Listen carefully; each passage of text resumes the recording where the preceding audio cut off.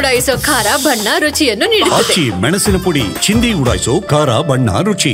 ಬೆಳಗಾವಿ ಜಿಲ್ಲೆ, ಬಿಜಾಪುರ, ಬಾಗಲಕೋಟೆ, ರಾಯಚೂರು, ಯಾದಗಿರಿ, ಕಲಬುರಗಿ, ಬೀದರ್ ಈ ಜಿಲ್ಲೆಗಳಲ್ಲಿ ಅತಿವೃಷ್ಟಿಯ ಸಂಕಷ್ಟಕ್ಕೆ ರೈತರು, ಜನಸಾಮಾನ್ಯರು ಸಿಲುಕಿ ಲಕ್ಷಾಂತರ ಹೆಕ್ಟೇರ್ಗಳಲ್ಲಿ ಬೆಳೆ ಹಾನಿಯಾಗಿ ಮನೆ ಕಳ್ಕೊಂಡು, ಜಾನುವಾರುಗಳನ್ನು ಕಳ್ಕೊಂಡು, ಜೀವ ಕಳ್ಕೊಂಡು ಸಂಕಷ್ಟದಲ್ಲಿದ್ದಾರೆ.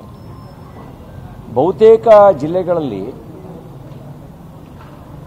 ಸರ್ಕಾರ ಮತ್ತು ಮಂತ್ರಿಗಳು ಸಂವೇದನೆ ಕಳ್ಕೊಂಡಿದ್ದಾರೆ. ಈಗ ಬೆಳಗಾಂ ಜಿಲ್ಲೆನೇ ತಗೊಳ್ಳಿ, ಮಂತ್ರಿಗಳಿಗೆ ಜನರ ಸಂಕಷ್ಟಕ್ಕಿಂತ ಚುನಾವಣೆಯ ಪ್ರತಿಷ್ಠೆಯೇ ದೊಡ್ಡದಾಗಿದೆ.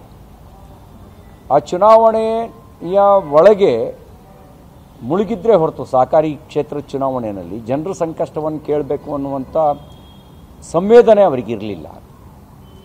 ಈಗಲಾದರೂ ಸಂವೇದನೆ ತೋರಿಸಿ. ರಾಜ್ಯದಲ್ಲಿ ಏನಾಗ್ತಾ ಇದೆ, ಈ ರೈತರ ಸಂಕಷ್ಟವಿಲ್ಲ ಸಂದರ್ಭದಲ್ಲಿ ನಾನು ಮುಖ್ಯಮಂತ್ರಿ ನೀವು ಯಾರು ಮುಖ್ಯಮಂತ್ರಿ ಅನ್ನೋದು ಮುಖ್ಯ ಅಲ್ಲ.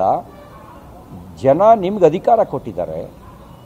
ನೀವು ರೈತರ ಸಂಕಷ್ಟಕ್ಕೆ, ಜನರ ಸಂಕಷ್ಟಕ್ಕೆ ಸ್ಪಂದಿಸಿ, ಅವರ ಕಷ್ಟದ ನೆರವಿಗೆ ಬನ್ನಿ. ಇದು ನಾನು ಮುಖ್ಯಮಂತ್ರಿ ಅನ್ನೋ ಕಾಲನ ಇದು? ಏನಾಗಿದೆ ನಿಮಗೆ?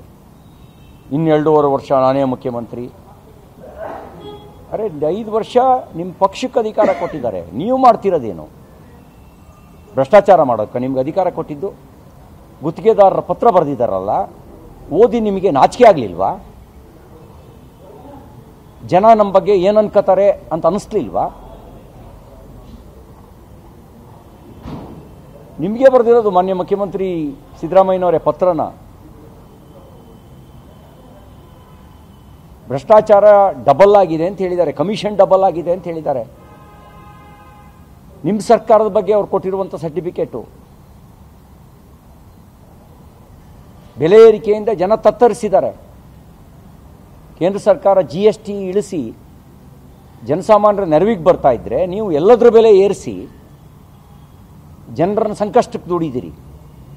ನೀವು ಬಂದ ಮೇಲೆ 69 ವಿವಿಧ ಅಗತ್ಯ ವಸ್ತುಗಳ ಬೆಲೆ ಏರಿಕೆ ಮಾಡಿದಿರಿ. ನೀವು ಪಟ್ಟಿ ಕೊಡಬೇಕಾ ನಿಮಗೆ?